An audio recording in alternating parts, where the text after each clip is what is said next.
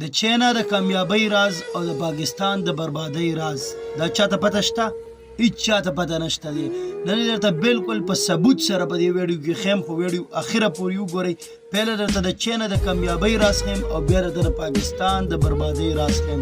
ویډیو اخرې پورې وګورئ او مخکې ملګرو سره لازمي شیر کړئ چې دا غلطیانې زموږ په پاکستان کې شته چې دا موږ د ځانه لرې کړو. انشاءالله موږ به د چینا نه ښه په طریقې روان یو. راځئ پهله د چاینیزو دا ویډیو وګورو.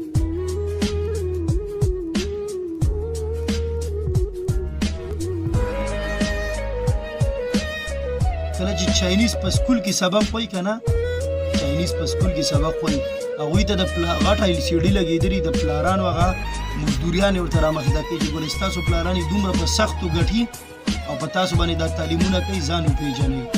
نو خامخا به ماشوم ذهن داسې جوړ کړي چې هغه بیا د کامیابۍ سایډ ته سوچ کوي. او زموږ د پاکستان هغه دې پسې درته هغه هم ښیم.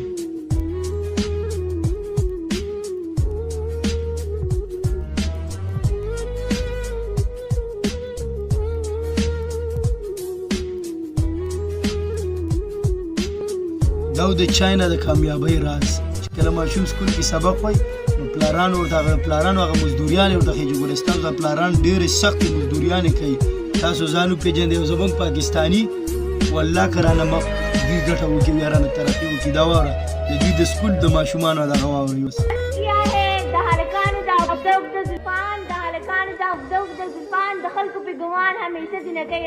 دا زموږ د تباهۍ راز دی.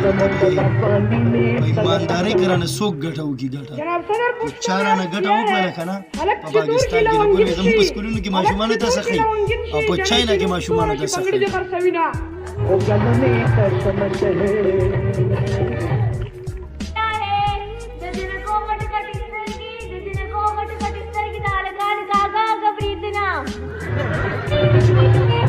نورم ډېره ویډیو ده خو بیا ډېره زیاته اوږدېږي. دا تاسو په خپله ولیدل چې د چاینا د کامیابۍ راز څه دی او زموږ د بربادۍ راز څه دی. زموږ د بربادۍ راز دا دی چې وړو ته ټاپې ښیي او ګانې ورته ښیي په سکولونو کې او چاینیزو طرف پلارانو هغه سختې رامخته کوي چې ګورئ که تعلیم هم ونه کړو سبا به ستاسو هم دا حل وي. نو خامخا به هغه تعلیم کوي، ماشومان دې ذهن وله داسې جوړ کړي او زموږ دوی له ذهن داسې جوړ کړي چې سبا دا غټ شي نو ټوپک راولي، ډس پیله پلار وړي، بیا مور وړي او بس بیا وروڼه ټیک ټاکر او پلانکې او ډینګې غټ عیاش او پهاش بیا زموږ نه جوړ شي.